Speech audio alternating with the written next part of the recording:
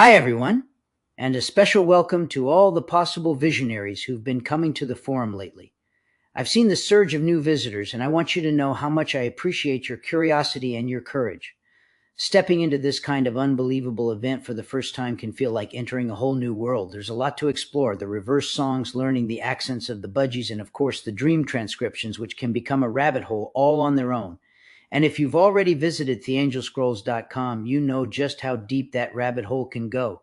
But here's the part that matters most. Many of you are going to discover that God and his angels have already or will be communicating with you, maybe in ways you didn't recognize until now. Whether it's through reverse songs, avian speech, or dream communication, these are not just spiritual curiosities. They are active, living channels that reveal what a close relationship with God actually feels like when he speaks directly into your life. And today, we're going even deeper. In this episode, I'm going to talk about how the traditional theories of Sigmund Freud, the foundation of modern dream analysis, are evolving. Freud opened the door, but he only saw a fraction of the landscape. What we're uncovering now includes symbols you may have never heard before, patterns that don't appear in any psychology textbook, and a whole new way of understanding dreams.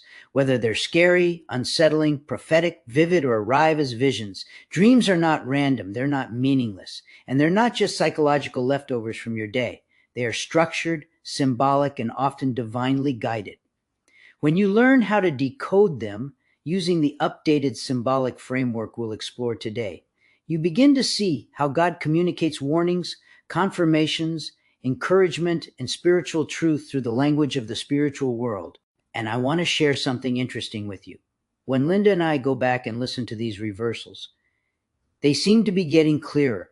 Not just slightly clearer, but sometimes so clear that it barely feels like you're listening to something in reverse at all. It's as if the message is stepping forward, revealing itself more boldly each time. Now, I've been thinking about why that might be happening. Is it because more people are beginning to hear them, creating a kind of quantum observation effect where collective awareness sharpens the signal? Or is it simply that our own abilities, our spiritual hearing, our intuitive perception are evolving as we continue to explore and believe in the messages? I don't have the final answer yet, but what I can say is this: something is happening, something measurable, repeatable, and unmistakably real. A phenomenon that doesn't fit neatly into psychology or physics, and one that only God and the angels can truly produce and explain. So today we're going to explore all of it: the dreams, the symbols, the budgie messages, the reversals, and the growing clarity that seems to be unfolding right alongside the awakening of the people who are listening here. I'm going to start off with a song by Ali Gady, along with a reversal from him called Can't Let You Go. You may or may not have heard of him before, but believe me when I say that both the forward version and the reversal are beautiful. The reversal is especially remarkable in context, and I think it's clear enough that most of you will be able to understand a good portion of it. Let's hear Ali Gady's Can't Let Go.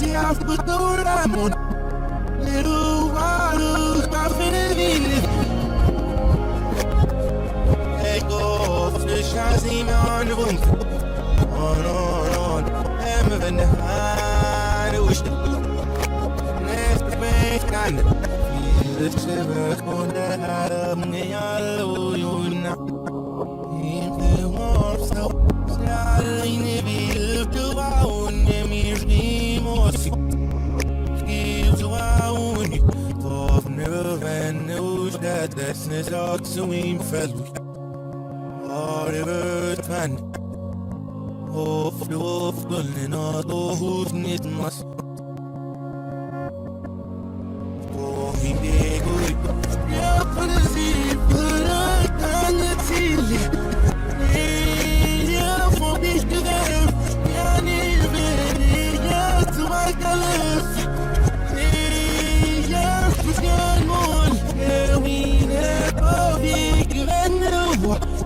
It'll show the shabbat. If the oasis, yeah, but the lamb. It'll bottle, confident. Hey, office, I need my nose. On, and I wish last face now. Those that's how we do the straw more off now. No green and cross those sleep facts and muddy cigash. Straw to the off. Okay, on it over time or did I must. Almost like on snake ash, that's my ribs and it ash time such. Oh,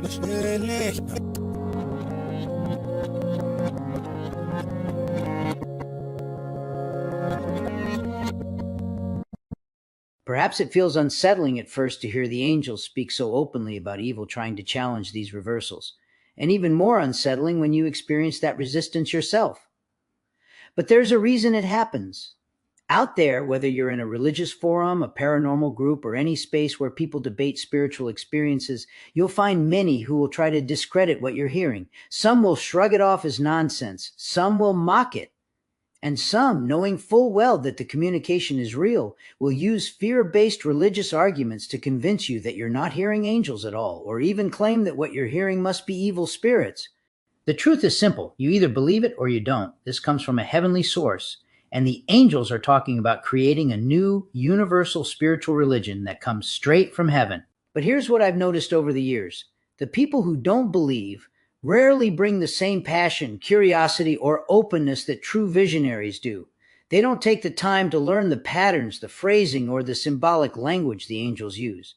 Meanwhile, those who do hear it, even faintly at first, often find themselves drawn deeper. They begin recognizing the consistency, learning the language, and experiencing the joy of a closer relationship with God and the angels themselves. For me, it took a long time to fully trust what the angels were saying. I questioned everything. And when they told me, through Budgie Reverse speech, that the group of 12 people I was working with at the time would soon begin having vivid dreams and visions, I was honestly skeptical. But within a day or two, every single person in that group experienced exactly what had been described. And with the help of the angels, I was given the ability to translate what those dreams meant. An interesting part of all this is that Linda, who was one of the very first people in that group, eventually became my co-founder and my spouse, and now we have a 17-year-old child together. She always told me she never dreamed, or at least never remembered her dreams, before that moment. But the day after I said the group would begin dreaming, she had her very first one. Each time I translated a dream, whether it was my own or someone else's, there was always a prophetic element woven into it. The dreams would point to an event that would show up in the newspaper within a couple of days, or something that would unfold directly within the group. Members began having similar dreams, often connected in sequence, each one adding another piece to the message before the prophecy finally revealed itself. Remember, this was nearly 20 years ago. The internet was much safer then than it is today. Now, you have to be far more cautious, especially if you're younger. Never assume that people you meet online are who they say they are. Unless you've met face-to-face and learned about their background, it's risky, and even then, never meet anyone alone. There are safer ways to connect and start a small study group if you're interested, especially in school or higher education settings. The goal of this religion is to eventually have hundreds, if not thousands, of study groups across the world following this work. Dreams and visions can open that door. Many people are curious about their dreams and what they mean, and once your group begins, following some of the lessons and recordings here, God and the angels will often speak to you collectively, sending sequential dreams to different members. Our goal is for them to be discussed in a forum that you or one of your group creates where you can share your testimony of how God and the angels communicate with you and how following their direction has changed your life, not to mention the incredible sense of connection your group will experience. Please don't ask me to translate your dreams. I no longer have time for that, and I will never email you, especially to ask for money, or unless you've contacted me first to explain what you're doing or how you'd like to help evolve this religion. You're essentially on your own to find ways to encourage others to listen, but I would be interested to hear what miracles happen in your life as you dig deeper into this religion. What you learn here will help you recognize when evil is approaching and guide you away from it. Also, be careful about emails and messages online. Some people may try to impersonate others or cause trouble. Stay alert and choose your friends wisely. Seek those who are open to learning and growth, not those who cling to narrow-minded thinking. That being said, now let's get back to what was happening at the time I was transcribing dreams and visions for the group. My biggest fear during that time was that I would translate a dream incorrectly, that I would say something would happen and it wouldn't. I worried people would think I was a fraud or that I was just making up interpretations instead of truly being connected to something divine. But looking back now at those dream transcripts, the lessons inside them, the accuracy of the prophecies, and the way everything eventually came to fruition, it's clear that I was connected to something heavenly. Even in the moments when I thought there's no way this translation or this prophecy could possibly come true, it did. And each time, it revealed exactly why the message had been sent in the first place. The dreams were happening so quickly and with so many people that I ended up spending hundreds, if not thousands, of hours translating them. Each dream transcription would take 4 to 6 hours in what I call receival with the angels. It became incredibly time-consuming, and I'll admit there were moments when the workload stressed me out, but I kept going for years because every dream and every symbol within those dreams was being explained by the angels themselves, who made it clear that they were the ones sending them. And every dream had a divine lesson as well, which was explained by them in the translation. You might think it would be difficult to learn what all those symbols meant, but in reality it wasn't. When the meaning comes directly from the source, the learning becomes natural, almost effortless, and that's exactly what happened. So today, I'm going to start revealing some of that symbolic language to you. We'll begin with about 10 foundational symbols, just enough to give you a solid understanding of how your dreams communicate, what they're trying to show you, and how they can help you build a deeper connection with God and the angels. Many of you will begin to have these dreams because the channel has been opened, and these symbols will help you to understand what they mean. The first thing you need to understand is this. When you're confused about something or facing a problem in your life, all you have to do is ask God for help, and then be open to Him sending you a dream that shows He's listening. It doesn't have to be about clasped hands or kneeling down in prayer. You can reach out to God and the angels at any moment, even quietly before sleep, simply by being sincere in your heart. No matter how big or small your plea, God will hear you, and if not directly, the angels surely will. Perhaps even the future version of you, already angelic in spirit, is there beside you, gently guiding your way. The second thing is that once you're open, once that channel is activated, the dreams you receive will almost always carry a spiritual or religious nature. They will represent something connected to your relationship with God. For example, a house in a dream is the house of religion. The furniture inside represents what you feel comfortable with or uncomfortable with in your beliefs. The people inside that house are either friends or foes in your spiritual journey. Climbing a mountain means you're climbing the mountain of religion, striving toward heaven. Falling down that mountain is a warning that something in your beliefs or actions could affect you negatively unless corrected.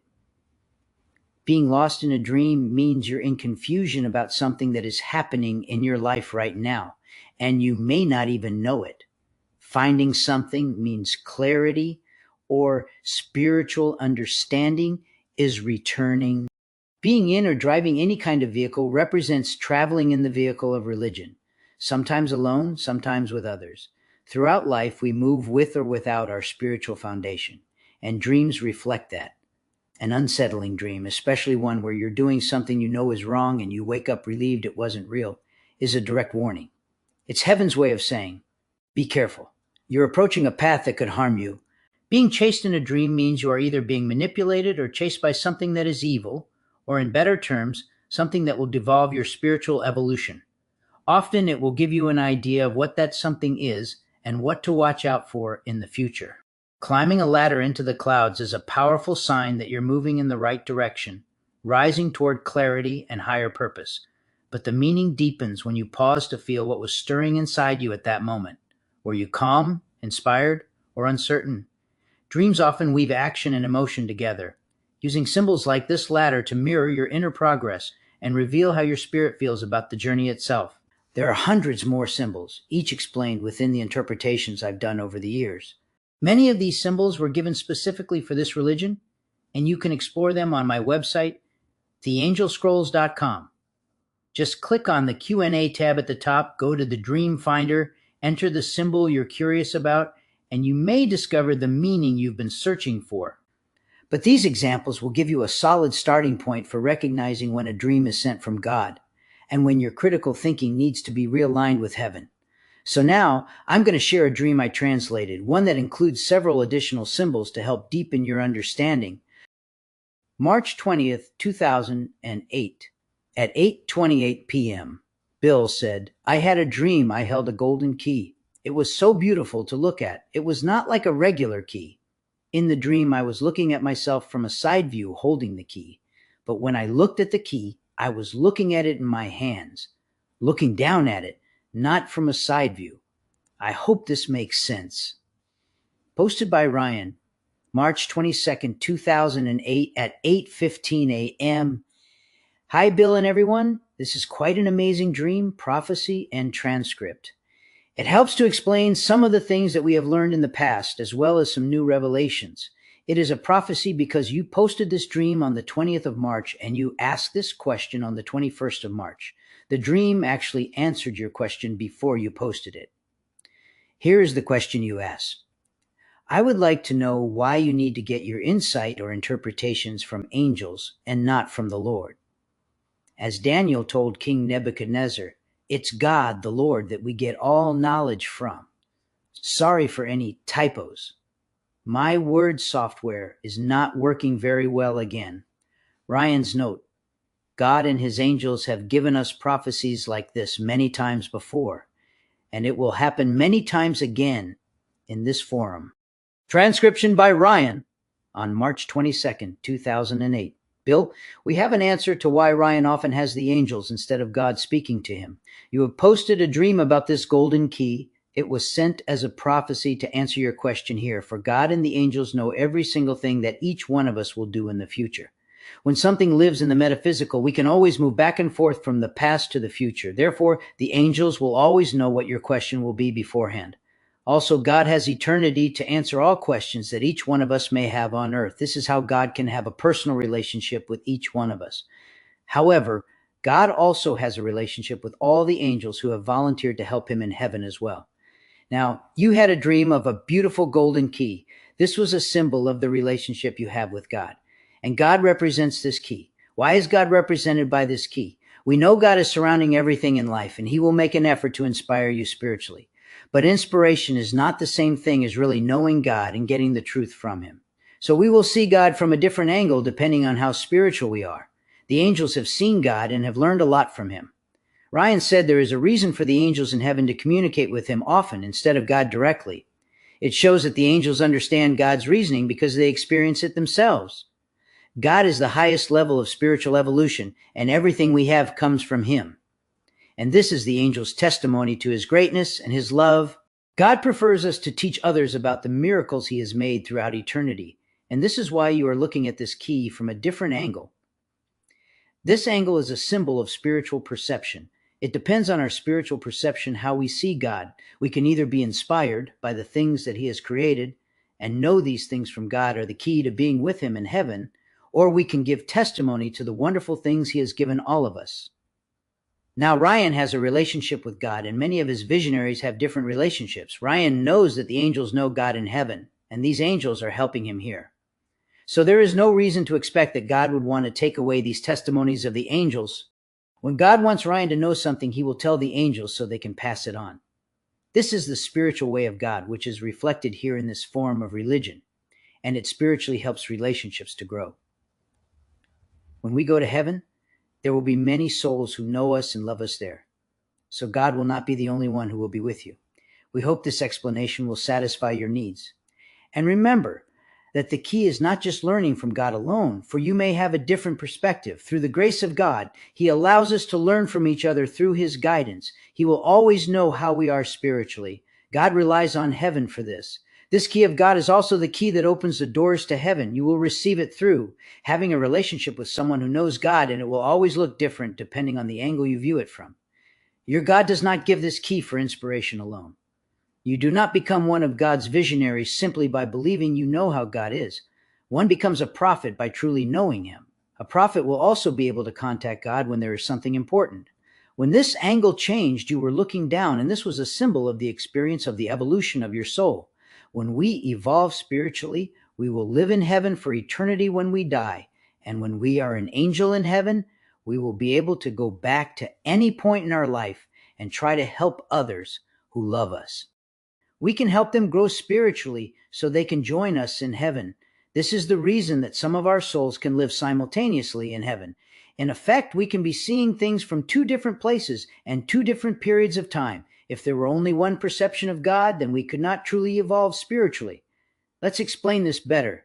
You are at a point in your life where much of your life has been corrupted by evil, but you changed later in life and became spiritual enough to make it to heaven. And when you are in heaven, your perception of God is always right because you have spiritually evolved. When you look down, you can choose a time in your life and go back to see what kind of perception you had at any point in your physical life. You can actually go back to any of your previous lives and see what your perception of God was.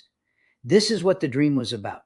God will always count on heaven to help us change our perception of Him before we get to heaven. Without heaven, we could not become spiritual enough for heaven, and everything would be evil. If we never changed our perception of God, then we would be very confused in heaven as we learn new things. And we have learned that when we have confusion, it is evil, even for the angels in heaven. You have a Bible that teaches a perception of God in Christianity. There was help from heaven for that particular time. And Jesus was there to help people change spiritually because their perception of God was not very positive. The world was very confused about spirituality, and God knew there was much tribulation coming. However, humanity still wasn't ready for God's truth, and spiritually they were not allowed to grow as they were labeled heretics, tortured, and killed. Throughout history, we have seen this happen many times. We know that Jesus tried to change all of this, but His time was cut short on earth before He completed His mission. And this was not something God wanted to happen. God's first law is the preservation of life, and it has been since the beginning of creation. We will gain a better understanding of this law as we grow spiritually, and we will give you many examples of this as we move forward here. When civilization as a whole is not growing spiritually, it becomes more difficult to reverse all the evil on earth from heaven.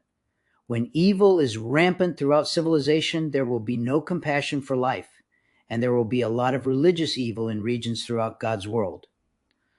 So now the question is the world ready to rely on God to teach them through this religion and unite with the angels in heaven so we can reverse this evil? We must prepare for Jesus' return and gather the people who know what His mission will be in this world. You can be sure that Jesus is returning soon with all the miracles He has shown in the past. And this religion has been sent from heaven to prepare us for His return. You will be able to experience some of these miracles in preparation for His arrival. The way of the future lives in heaven, and you can help heaven preserve life through God's love. When we have a change in our perception, we will see it from an angle that we have not been shown before. And this angle is the angle that God wants to show everyone. When the angle is obscured by something evil, you will have to change it to get a clear view of God's truth and love. And when you have a true understanding of God's love, you will change your perception and be able to grow spiritually. So that brings us to the end of that dream transcription. To me, that felt more like a vision, and I'll explain why. In most religious experiences, a vision doesn't appear as a frightening apparition before your eyes. Instead, it comes as a clear image within your mind, a sudden flash of something you instinctively know carries meaning. It's vivid, unmistakable, and often prophetic, serving as a quick warning of something negative approaching, meant to prepare or protect you. So, that dream transcription was exactly as I recorded it in 2008, with a few grammar corrections. And it still holds to this day. I know there were a few symbols in that dream that I didn't cover yet. Keep in mind that when you ask for a dream and you receive one from God, you should always document what you are feeling during the dream as soon as possible, or you may forget it, even if it doesn't make sense at the time. If you feel confused or unsure about what happened next, that should be included as well. Often your dreams will come in sequences, a path to understanding something important over several days. And if you get a recurring dream, it's important to try to understand it. Once you do, it will usually stop and allow you to move on. Let's move on to a few early recordings from when my budgies were still finding their voices. Your ability to understand them depends on how familiar you've become with their accents. With repeated listening, more and more of their phrases begin to stand out. First, let's start with one from Victor called The Lost World. This recording was done by Victor around 2000 or 2001. See if you can identify some of the prophetic messages that have already come into fruition within it.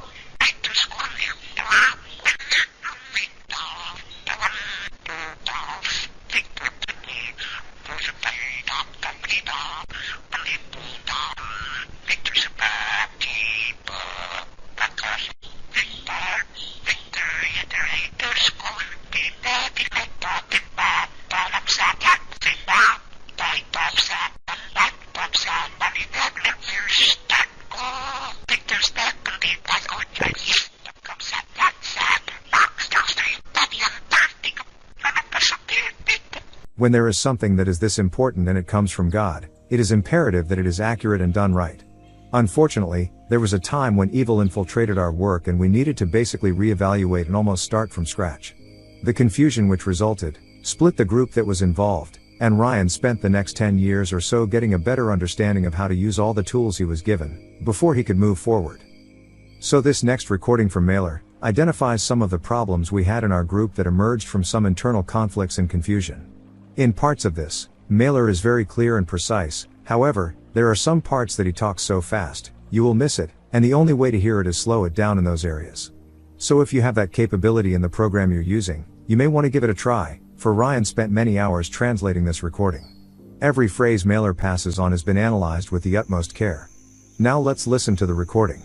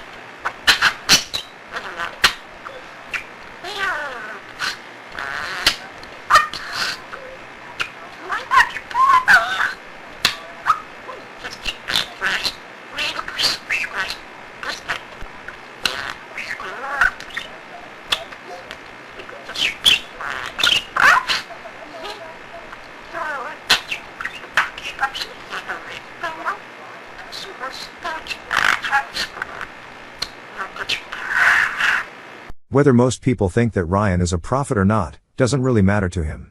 Even though the angels often refer to him as a prophet, he prefers to be known as a Christian mystic, who engages in prophecy, in several different ways. On top of that, he has problems and issues in life, as well as a need for more spiritual change to bring him closer to God. For example, this next recording of Danny was one that Ryan chose off the cuff, because he wanted to add one recording from each budgie to this presentation. He felt it needed to be reviewed again. Little did he know, that in this recording, Danny would be talking about a recent upset that his family had, and how it was giving him advice and direction as a parent. We are not going to go into the details at this time, but everyone in his immediate family was going through some major difficulties at the time. It almost caused a total separation of the family. With the help of the angels, a month or two later, the family is back on track and things are much better. Although Ryan still has to make amends with his son, he is confident that through forgiveness, things will work out for the better. So now let's listen to this remarkable and intuitive recording from Danny. Hey Danny, do you want to talk? I'll leave that right there for you.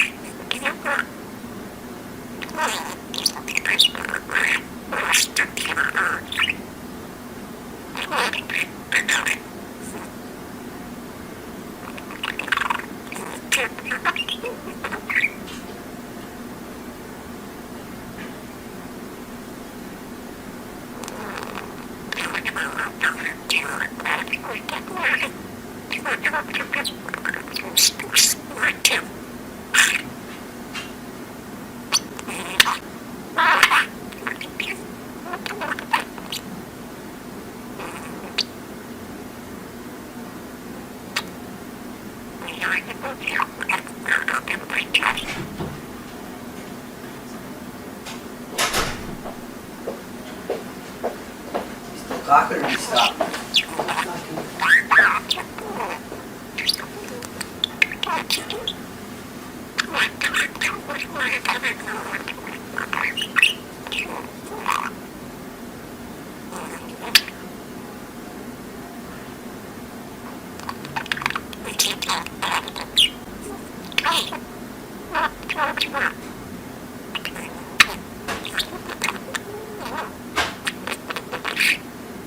Boy, that's a long one, Danny. Let me know when you're done.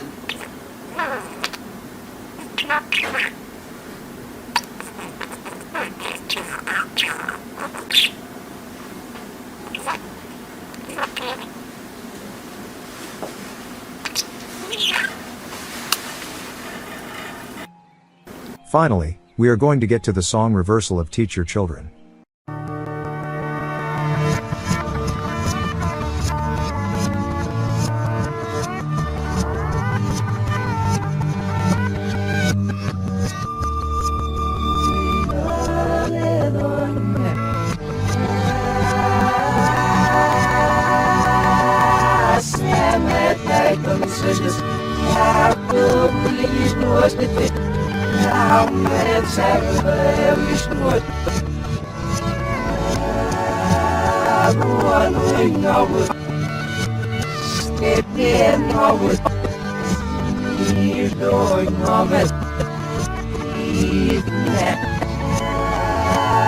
Fucking lost last never listen.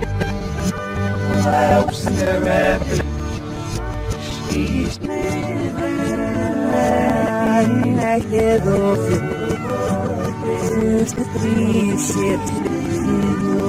Oh, you met what you was next. How to every step. If the boy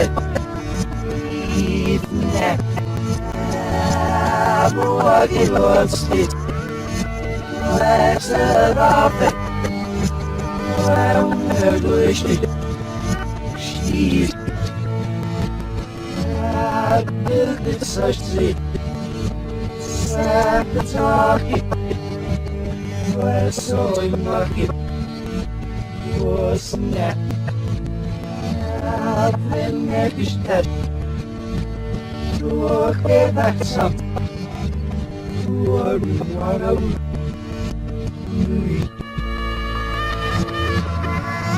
To close out this episode, I want to share a song reversal that's especially meaningful to our community. This one actually names visionaries who are part of this unfolding experience.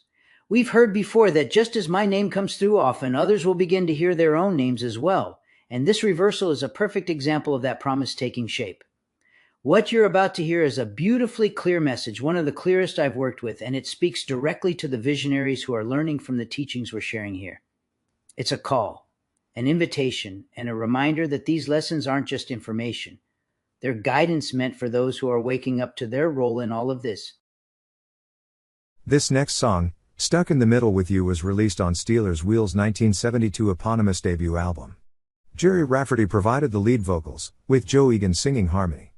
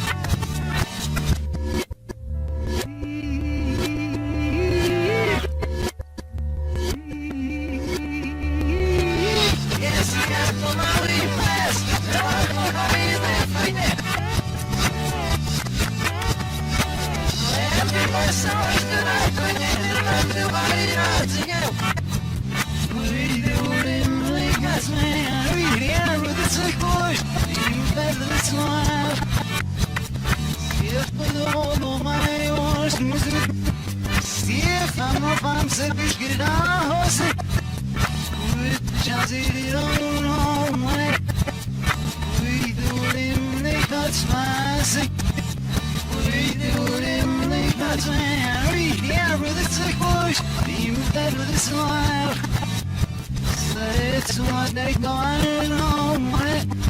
Echt een voorop was ik niet zo maar. Het was een liefde daarna. En die ik kan nou.